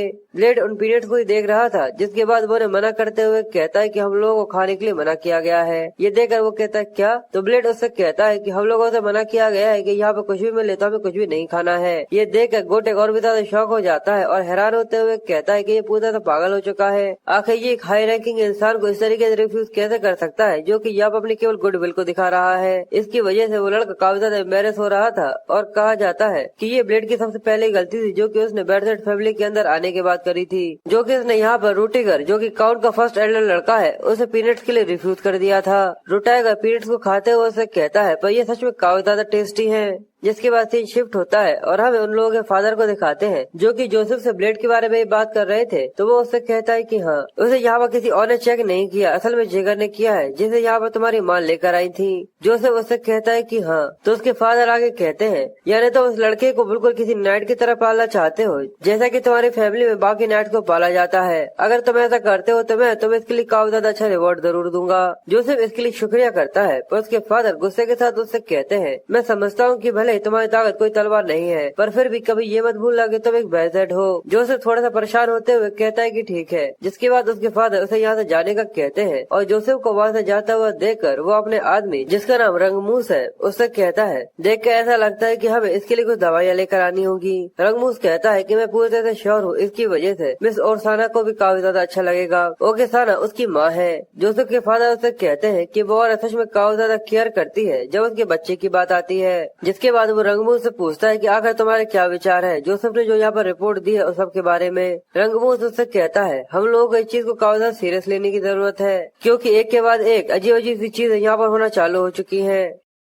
स्टोरी अगले सीन से कंटिन्यू होती है। जोसेफ का फादर काफी ज्यादा गुस्से के साथ उसे कहता है कि हम लोगों को पता लगाना होगा कि आखिर इसके पीछे कौन है, आखिर ऐसा किसकी हिम्मत हुई है जो कि हमारे जमीन पर आकर इस तरीके की इवल काम कर सकता है। यहाँ तक ये रिपोर्ट वरना से यहाँ तक आई है। रंगमूस कहता है कि देखकर ऐसा लगता है कि ये अपेरेंटली रिविक्रेशन ऑफ द डेथ है या फिर कोई कर्स टेक्निक है। मुझे ऐसा लगता है कि ये काम मास्टर ऑफ द डार्क मेज है या फिर ऐसा हो सकता है कि ये 2 डार्क मेजेस से भी ज्यादा लोगों का काम होगा। ये सुनकर वो उससे कहता है यानी तुम ये कहना चाहते हो कि अगर इसके अंदर 1 से 2 लोग हो सकते हैं इसका मतलब ये है कि ये कोई ग्रुप है या फिर कोई ऑर्गेनाइजेशन है। रंगमूस कहता है कि हाँ ऐसा हो सकता है। तो वो उससे कहता है अगर ऐसा भी है तब भी कोई भी चीज नहीं बदली जा सकती ही। जब से बाय दैट हाउस यहाँ पर खड़ा हुआ है इसके ऊपर एक भी खरोच नहीं आई है और हम लोग इस चीज के लिए पूरी तरह से तैयार है। अगर कोई भी हमारे रास्ते में आने की कोशिश करता है तो हम सभी को खत्म कर देंगे। इसलिए मैं उम्मीद करता हूँ कि तुम उन लोगों को जल्दी से जल्दी ढूंढने की कोशिश करोगे जिसकी वजह से मेरा लड़का एक काफी ज्यादा बड़े खतरे में था और मेरी जमीन पर आकर वो इस तरीके से तबाही मचा रहे थे। जिसके बाद हमें शाम का सीन दिखाते हैं जहाँ पर जोसेफ जिगार के साथ ब्लेड के पास आते हुए उससे कहता है कि रिपोर्ट ने जितना सोचा था उससे भी काफी ज्यादा समय ले लिया, तुम लोगों ने सच में काफी ज्यादा वेट किया है। गोटे उससे कहता है नहीं ऐसा नहीं है। जोसेफ उसको देख कर कहता है कि तुम गोटे हो ना। तो गोटे बहुत ज्यादा एक्साइटेड होते हुए उससे कहता है कि यस सर। पर जोसेफ उसे वहाँ से भगाते हुए कहता है कि हम तुम्हारे रिवॉर्ड के बारे में कल बात करेंगे। ये देखकर वो रोने लग जाता है। साथ ही वो अपने मन में सोचता है कि मैं दिन भर से यहाँ पर भूखा प्यासा वेट कर रहा था। और जोसेफ आगे कहता है कि वो नौकरानी तुम्हें तुम्हारे रूम तक ले जाएगी इसलिए तुम जाकर अपने रूम में आराम करो। गोटे कहता है अच्छा ऐसा है तो फिर मुझे यहाँ से जाना चाहिए। जिसके बाद वो उन तीनों को वहाँ पर छोड़कर वहाँ से निकल जाता है। जिसके बाद जोसेफ वहीं पर बैठते हुए ब्लेड से कहता है क्यों ना हमें हमारी बातें चालू करनी चाहिए। जिसके बाद वो आगे कहता है कि तुमने मेरी जान बचाई है, इसके अलावा तुम्हें ये भी डिसाइड करना होगा कि तुम्हें फ्यूचर में तुम्हारी तलवार को मुझे डेडिकेटेड करना होगा। क्या तुम इस सब के लिए तैयार हो? वो कहता है कि हाँ। जिसके बाद जोसेफ आगे कहता है कि तुमने कहा था कि एक मिशन है जो कि तुम्हें पूरा करना है और मैं समझता हूँ कि तुम उससे आजाद होना चाहते हो। ब्लेड उससे कहता है कि हाँ ये पूरी तरह से सही है। पर जोसेफ उससे आगे कहता है कि तुमने कहा कि तुम तुम्हारी तलवार को मुझे डिवोट करना चाहते हो और तुम ये भी चाहते हो कि तुम पूरी तरह से फ्री हो जाओ। तो मुझे ऐसा लगता है कि हम लोगों को इन सब चीजों को पहले क्लियर कर लेना चाहिए। इसलिए वो ब्लेड से आगे कहता है क्या तुम मुझे साफ साफ बता सकते हो कि आखिर तुम फ्रीडम का क्या करना चाहते हो? अगर तुम मुझे बताते हो तो मुझे समझ में आ जाएगा कि आखिर तुम क्या करना चाहते हो तो मैं तुम्हें वो दे सकता हूँ। ब्लेड उसे बताता है कि मुझे वो नाइट चाहिए जो कि ब्लू लाइटनिंग को रिसेंबल करता है, गार्डन ऑफ द गार्डन। क्या तुम उसे जानते हो? तो ये जानकर स्टीवन अपने मन में कहता है कि मुझे लगा था कि ये केवल एक काफी ज्यादा यूजफुल लड़का है, पर ऐसा किसने सोचा था कि इसका बैकग्राउंड इतना ज्यादा एक्स्ट्रा ऑर्डिनरी हो सकता है। इसलिए वो ब्लेड से कहता है तो क्या तुम ये कहना चाहते हो कि जिसने वो रोजेस की स्माइल्स को तबाह किया है वो गॉर्डन है जो कि गार्डन से है? ब्लेड उससे कहता है कि मैं कभी भी उसे नहीं भूल सकता, ना ही कभी एक सेकंड के लिए भी। वो एक ऐसा इंसान है जिसने मेरे सेवियर का खून किया है और उस दुनिया को भी तबाह कर दिया जिसके अंदर मैं इतना ज्यादा बड़ा हुआ हूँ। और साथ ही वो एक ऐसा इंसान है जिसके लिए मैं कुछ कर तो नहीं सकता पर एडमायर करता हूँ। पर जोसेफ इसके लिए ब्लेड को साफ साफ मना कर देता है और उसे बताता है कि ये एक ऐसी चीज है जो कि मेरे इन्फ्लुएंस से काफी ज्यादा ऊपर है। ये जानकर ब्लेड उससे कहता है अच्छा ऐसा है। साथ ही वो अपने मन में कहता है किस तरीके के एक्सपेक्टेशंस मैं पहले से ही लेकर आया था। वैसे भी केवल जोसेफ एक काउंट का लड़का ही तो है, पर इसके अलावा भी मैं काफी ज्यादा खुश हूँ कि इसने यहाँ पर मुझसे पूरी तरह से सच बोला। ये जानकर ब्लेड उससे कहता है अगर ऐसा ही है, पर वो अपनी बात पूरी कर पाता उससे पहले जोसेफ कहता है चलो हमारे कॉन्ट्रैक्ट को हम लोग यहाँ पर मॉडिफाई करते हैं। मैं यहाँ पर तुम्हारे लिए 7 साल का कॉन्ट्रैक्ट ऑफर करता हूँ ब्लेड। ये देखकर ब्लेड थोड़ा सरप्राइज हो जाता है और वो उससे आगे कहता है तुम्हें भले ही इसके बारे में ज्यादा कुछ पता नहीं है, पर मेरी प्राइड एज अ नोबलमैन काफी ज्यादा है, इसलिए ये बात मैं अपने दिमाग में हमेशा बैठा कर रखता हूँ। किसी भी तरीके का एक्शन मेरे लिए काफी ज्यादा ग्रेट हो सकता है। पर ब्लेड अपने मन में कहता है कि मुझे सबके बारे में ज्यादा कुछ नहीं पता, पर देखकर ऐसा लगता है कि यहाँ पर इसकी वजह से ये काफी ज्यादा अनप्लेजेंट है। और हमें दिखाते हैं कि जिगर सच में काफी ज्यादा गुस्सा हो रहा था। और जोसेफ आगे कहता है कि मैं तुमसे वादा करता हूँ कि मेरी जान बचाने के लिए मैं तुम्हारा फ्यूचर काफी ज्यादा बेटर कर दूंगा। मैं तुम्हें कपड़े देना चाहता हूँ, खाना खिलाना चाहता हूँ और इन 7 सालों तक मैं तुम्हें ट्रेनिंग दूंगा। और मैं तुम्हें एक ऐसा नाइट बड़ा करूंगा जो कि इतने ज्यादा आसानी से नहीं गिरेगा, भले ही वो कहीं पर भी क्यों न चला जाए। नाइट के बारे में जानते ही ब्लेड काफी ज्यादा सरप्राइज हो जाता है और जोसेफ आगे कहता है इसके बदले में मैं चाहता हूँ कि तुम केवल मेरे लिए ही लॉयल रहो और बिल्कुल इन 7 सालों में तुम गॉर्डन के लिए भी यहाँ पर ऐसा कुछ भी नहीं कर सकते जब तक मैं तुमसे कुछ भी ना कहूँ। और तुम चिंता मत करो, सोरार के बैक एली में जो भी मैटर्स होते हैं मैं उन सबको करने के लिए भी तुम्हें परमिशन दूंगा। शायद मैं इस चीज में तुम्हारी मदद कर सकता हूँ क्योंकि मैंने एक बच्चे का नाम सुना था जिसका नाम जमीना है, वो अभी कवेनेंट में है। ब्लेड उसके बारे में सुनकर सच में काफी ज्यादा सरप्राइज हो जाता है और जोसेफ उससे आगे कहता है कि तुम्हें क्या लगता है तुम केवल एक सिंगल तलवार के साथ आगे क्या क्या अचीव कर सकते हो। वैसे भी एक तलवार सारी दुनिया में कोई भी एक शार्प वेपन नहीं होता, मेरे पास भी मेरे कई सारे खुद के वेपन्स हैं। तो बताओ ब्लेड आखिर तुमने क्या सोचा है। जिसके बाद हमें कुछ समय के बाद का सीन दिखाते हैं जहाँ पर जोसेफ जिगर से कहता है सच में उस बच्चे के गोल्स काफी ज्यादा बड़े हैं। जिगर कहता है पर यहाँ पर कोई वजह है जिसकी वजह से आपको कुछ जरूरत से ज्यादा ही हैंडल करने की कोशिश कर रहे हैं। मेरा मतलब ये है कि आपको और भी कई सारे बच्चे मिल जाएंगे जो कि इससे भी काफी ज्यादा यूजफुल होंगे। वो कहता है कि हाँ मैं मानता हूँ कि तुम पूरी तरह सही कह रहे हो, ऐसे कई सारे छोटे बच्चे हो सकते हैं जिनके अंदर काफी ज्यादा पोटेंशियल हो सकता है, पर जैसा तुम सोच रहे हो पर वैसा हो या फिर नहीं, पर इसके खेलने की स्टोरी पूरी तरह से अलग होगी। जिगर कहता है कि आपको सच में ऐसा लगता है कि जैसा आप सोच रहे हैं ये वैसा करेगा। जोसेफ सामने की तरफ देखते हुए कहता है कि बिल्कुल, क्योंकि ये चीज मैं अपनी 2 आंखों से खुद से देख चुका हूँ। जिगर कहता है कि केवल इसको समझना ही काफी ज्यादा मुश्किल नहीं है, इसके अलावा ये सच में काफी ज्यादा रेबेलियन भी है। मुझे ऐसा नहीं लगता कि इसको हैंडल करना इतना ज्यादा आसान होगा।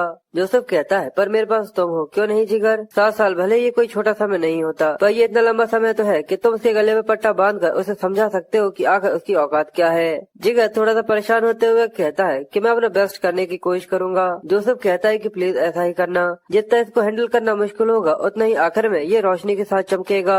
जिसके बाद जोसेफ अपने आप से ही कहता है कि मुझे ऐसा लगा था कि तुम केवल एक सिंपली से वुल्फ हो जो कि चांद के चमकने पर किसी भी हिड़े की तरह उसका पीछा करता है। अब अगले दिन सुबह मैंशन के अंदर जिगर ब्लेड को अपने साथ लेकर उसे अपना रूम दिखाने के लिए लेकर आ जाता है, जहाँ पर वो उससे कहता है कि ये अकेला रूम है जो कि तुम इस्तेमाल करने वाले हो, तुम्हारे लिए ये काफी होगा। ये देखकर ब्लेड कहता है कि ये तो देखने में काफी ज्यादा अच्छा लग रहा है, इसका फर्श जरा सा भी गंदा नहीं है और यहाँ पर तो एक बेड भी है। देखकर ऐसा लगता है कि जैसे तो ये मेले पैलेस की तरह है। जिगर ये सुनकर थोड़ा सरप्राइज हो जाता है, जिसके बाद वो कहता है कि हाँ मैं थोड़ी देर के लिए तो ये भूल गया था कि तुम बैक एली से आए हो। ज्यादातर जो लोग लॉर्ड को सर्व करने के लिए आते हैं वो काफी ज्यादा बड़ी फैमिली से आते हैं, जिसकी वजह से वो सही से यहाँ पर एडजस्ट नहीं हो पाते। पर लगता है कि तुम्हें यहाँ पर कोई भी दिक्कत नहीं होगी और मैं कोई तुम्हें दिक्कत होने भी नहीं दूंगा जब तक तुम यहाँ पर कोई भी मिस्टेक नहीं करते।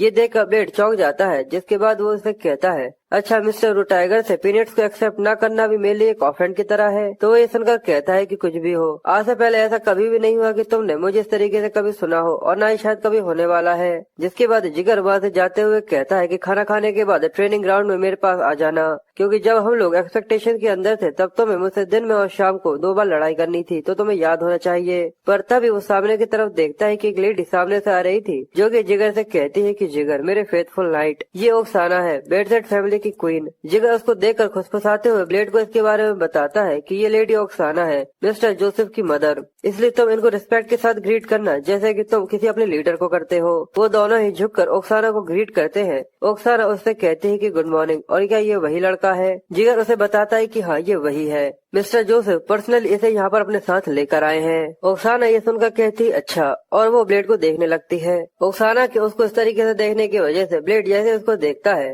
तो उसको देखकर वो काफी ज्यादा शर्मा जाता है और वो फिर से अपनी नजरें नीचे की तरफ झुका लेता है। ओक्साना ब्लेड का शुक्रिया करते हुए कहती है कि तुमने मेरे बच्चे की खतरे से जान बचाई थी। पर ब्लेड तो शर्माते हुए कहता है कि मैंने तो बस अपनी ड्यूटी को भी फुलफिल किया है। तो वो कहती है कि मैं जरूर तुम्हें एक रिवॉर्ड दूंगी, क्योंकि तुम्हें पता नहीं है कि तुमने यहाँ पर काफी ज्यादा बड़ा कमाल का काम किया है जिसके बारे में तुम्हें भी अंदाजा नहीं है। ब्लेड उसका शुक्रिया करता है पर तभी वो उसके सर के ऊपर हाथ रखते हुए उसके बालों की तारीफ करते हुए कहती है कि ये सच में काफी ज्यादा सुंदर कलर है और ये तुम्हारी नीली आंखों के साथ काफी अच्छे तरीके से मैच करता है। तुम अभी काफी ज्यादा स्किनी हो पर तुम्हारे ये फैले हुए कंधे हैं। तुम देखने में काफी ज्यादा अच्छे लगोगे अगर तुम थोड़ी बहुत मसल्स को गेन कर लेते हो। और वो यहाँ पर ब्लेड को टच कर रही थी जिसकी वजह से वो सच में काफी ज्यादा शर्मा रहा था। जिसके बाद वो आगे कहती है कि मैं जल्दी तुम्हारे लिए एक आउटफिट बनवाऊंगी।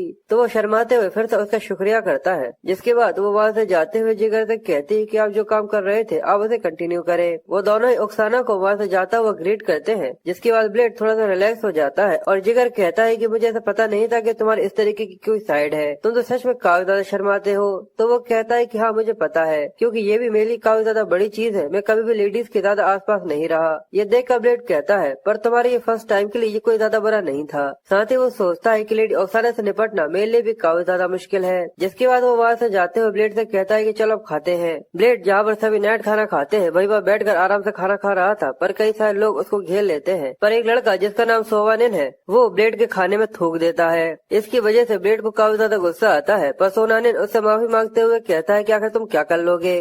मुझे ऐसा लगा कि मुझे यहाँ पर कचरे की गंध आ रही थी जिसकी वजह से गलती से मैंने तुम्हें ट्रैश कैन समझ लिया। तो बताओ अब आखिर तुम यहाँ पर क्या करोगे। ये सुनकर उसके सभी साथी ब्लेड के ऊपर हंसने लग जाते हैं। पर ब्लेड को ये देख कर काफी ज्यादा गुस्सा आ रहा था पर फिर भी जो कि उसने वहाँ पर थूका हुआ था उस हिस्से को उठाकर वो पीछे की तरफ फेंक देता है और शांत हो जाता है। साथ ही वो अपने मन में कहता है कि ये मेरी उम्मीद से काफी ज्यादा जल्दी आ गए और वो चुपचाप से उस सूप पीने लगा था। ये देखकर सोनालिन काफी ज्यादा कंफ्यूज होते हुए पर थोड़ा सा बुरा समूह बनाते हुए सोचता है कि आखिर इसकी दिक्कत क्या है, आखिर ये इतना ज्यादा कम कैसे हो सकता है। पर ब्लेड को जिगर की बातें याद आ रही थी जब उसने कहा था कि अपने दिमाग में आज से और अभी से ये चीज बैठा लेना कि तुम्हारा हर एक छोटा से छोटा एक्शन सर जोसेफ की रेपुटेशन से जुड़ा हुआ है, जिसकी वजह से तुम्हें जो भी करना है सोच समझ कर करना। इसलिए ब्लेड अपने मन में कहता है कि आखिर मैं यहाँ पर सर जोसेफ की रेपुटेशन को बचाते हुए इन लोगों को कैसे पीट सकता हूँ। सोवानिन अपने साथियों को वहाँ से ले जाता हुआ उसे कहता है कि कमीने, काफी लंबे समय के बाद तो हमें यहाँ पर मौका मिला था जिससे हम लोग थोड़ा बहुत मजा कर सकते थे, पर तुमने यहाँ पर पूरी तरह से सब कुछ खराब कर दिया। ब्लेड उससे पूछता है कि आखिर तुम्हारा नाम क्या है। सोवानिन ये सुनकर कहता है क्या। तो ब्लेड काफी ज्यादा गुस्से में अपनी आंखें दिखाते हुए उससे कहता है कि मैंने तुमसे पूछा है कि आखिर तुम्हारा नाम क्या है। उसके सेंटेंस गेस को देखकर वो काफी ज्यादा घबराते हुए अपने मन में कहता है कि आखिर ये क्या है, आखिर ये ओवरवेलमिंग ऑरा कैसा है। वो घबराते हुए अपना नाम बताता है तो ब्लेड उससे कहता है कि सोवानिन, मैं हमेशा इसे याद रखूंगा।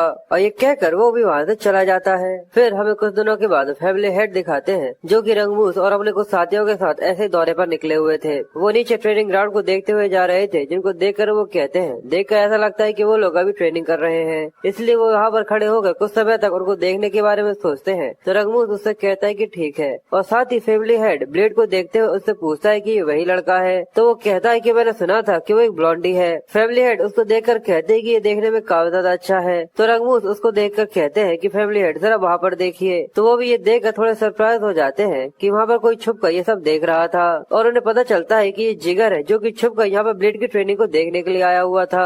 ये देखकर वो उनसे कहते हैं तो चलो यहाँ पर खड़े होकर थोड़ी देर तक देखते हैं कि आखिर ये कितना ज्यादा स्किल्ड है। ब्लेड के यहाँ पर डुएल का समय होता है जहाँ पर वो एक लड़के से लड़ रहा था। वो काफी ज्यादा तेजी से अपनी तलवार को घुमाते हुए उस लड़के के ऊपर अटैक करता है पर वो इसे ब्लॉक कर लेता है। ब्लेड काफी ज्यादा गुस्से के साथ उसके ऊपर अटैक किए जा रहा था जिसकी वजह से वो पीछे की तरफ सरकता चला जाता है। साथ ही वो थोड़ा सा परेशान होते हुए अपने मन में कहता है आखिर ये यहाँ पर कितनी ज्यादा फोर्स के साथ मेरे ऊपर अटैक कर रहा है। उसे इसकी वजह से काफी ज्यादा दिक्कत हो रही थी। ब्लेड काफी ज्यादा गुस्से के साथ उसके ऊपर हमले किए जा रहा था जिसकी वजह से उसका अपोनेंट काफी ज्यादा डरा हुआ था। और वो लोग बात करते हुए कहते हैं कि इसका दुश्मन यहाँ पर उसे काफी ज्यादा लंबा है। तो फैमिली हेड उससे कहते हैं कि सच में काफी ज्यादा स्पूकी है पर लगता है कि इसके अंदर कुछ चमक रहा है। जिसके बाद वो आगे कहते हैं कि आगे ये कितना भी वर्स्ट क्यों ना हो पर फिर भी ये यहाँ पर दिखाने की कोशिश कर रहा है कि आगे इसने यहाँ पर कितना कुछ सीखा है। और उसे जिगर की वो बातें याद आ रही थी जब उसने कहा था कि ये चीज अपने दिमाग में हमेशा बैठा कर रखना। हर एक तलवारबाज तुम्हारे कदम से ही शुरू करता है, उसकी लोकेशन बिल्कुल तुम्हारे पैर की जैसी होती है और तुम्हारे पैर की लोकेशन अगर तुम उसका इस्तेमाल करते हुए अपने प्रतिद्वंदी को अपने कंधे दिखाते हुए उसे धोखा दे देते हो तो तुम अपने अपोनेंट यानी अपने दुश्मन की मूवमेंट को भी कंट्रोल कर सकते हो। और ब्लेड इसी सब का इस्तेमाल करते हुए पहले तो वो लेफ्ट में जाता है, पर जैसे ही वो अटैक करता है तो वो राइट में जाते हुए सीधे उसके सामने आ जाता है। ये देखकर वो लड़का भी काफी ज्यादा शॉक हो गया था, जिसके बाद ब्लेड उसके ऊपर काफी ज्यादा पावरफुल स्ट्राइक लगाता है, जिसकी वजह से वो काफी ज्यादा घायल जाकर जमीन पर गिर जाता है। उसे काफी ज्यादा दर्द हो रहा था और वो हैरान होते हुए सोचता है कि पर मैंने ये देखा था कि वो डेफिनेटली मेरे लेफ्ट साइड से आकर मेरे ऊपर हमला करने वाला है। पर तभी ब्लेड उसके बालों को पकड़ लेता है और गुस्से में उससे कहता है, तो तुम सोवेनिन के एक हंचमैन हो, तुम्हें कैफेटेरिया में मेरे ऊपर हंसने में सच में काफी ज्यादा मजा आ रहा था, क्यों मैंने सही कहा ना? तो चलो फिर से अपने दांत थोड़े बहुत और निकालने की कोशिश करो। और ये कहते हुए वो अपनी डेडली गेज दिखाता है, जिसके बाद वो अपने मुक्कों का इस्तेमाल करते हुए उस लड़के का चेहरे का नक्शा बिगाड़ने लग जाता है। उसके नाक से खून आने चालू हो गया था और सभी लोग ये देखकर बहुत ज्यादा डर जाते हैं। उन सभी के पसीने छूटने लगे थे। रंगमू ये देखकर कहता है, ये लोग यहाँ पर ट्रेनिंग कर रहे हैं, पर क्या उसका इस तरीके से पिटना यहाँ पर पूरी तरह से ठीक होगा?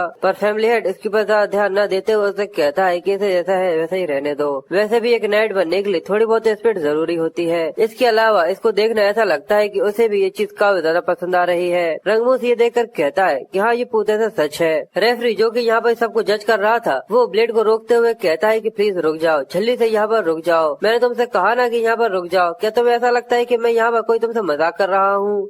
पर ब्लेड अपनी काफी ज्यादा गुस्से भरी आंखों के साथ उसको देखने लग जाता है। ब्लेड के हाथों पर उसे पंच करने की वजह से खून ही खून हो गया था और वो अपने हाथ से अब उसे छोड़ देता है, जिसकी वजह से वो यहाँ पर बेहोश होकर नीचे गिर गया था। जिसके बाद ब्लेड उससे कहता है कि मुझे माफ करना, मैं जरूर से ज्यादा ही एक्साइटेड हो गया था। और ब्लेड की यहाँ पर तिरछी नजरें उस आदमी को डराने के लिए काफी ज्यादा काफी थी। वो कहता है कि आखिर इसकी गेंद यानी इसको इस तरीके से देखने में क्या है? वो घबराते हुए कहता है कि आखिर इसके इस तरीके से देखने की वजह से मुझे डर क्यों लग रहा है? ब्लेड वहाँ से आगे बढ़कर सोवनिन के साइड में से निकलते हुए उससे कहता है कि उससे मेरी तरफ से माफी मांग लेना। जैसा तुमने देख लिया है, मैं अपने सेंसेस में नहीं रहता। अगर मैं जरूर से ज्यादा ही एक्साइटेड हो जाता हूँ तो। ये देख कर सोवनिन को काफी ज्यादा गुस्सा आता है, पर ब्लेड उससे कहता है कि मैं एडवांस में ही तुमसे माफी चाहता हूँ, क्योंकि तुम्हारे लिए ये चीज इतनी ज्यादा जल्दी और ऐसे खत्म नहीं होने वाली। ये सुनकर सोवनिन काफी ज्यादा घबरा जाता है और वहाँ से जाते हुए ब्लेड उससे आगे कहता है कि अगर सूप जरूर से ज्यादा ही पतला हुआ तो मैं तुम्हें बुलाऊंगा, जिससे तुम उसके अंदर मेरे लिए थूक देना। सोवनिन हैरान होते हुए कहता है कि आखिर कमीने की क्या दिक्कत है? ये सच में पूरी तरह से पागल है। ऐसा लगता है कि मिस्टर जोसेफ सच में एक एली से एक पागल कुत्ते को यहाँ पर लेकर आ गए हैं। जिसके बाद हमें गोटे का सीन दिखाते हैं, जो कि ब्लेड से कहता है कि मैंने सुना है कि आपने अदर वेसल्स को भी यहाँ पर बहुत बुरी तरीके से पीटा है। सर्वेंट्स में सब के बारे में बातें चल रही थी।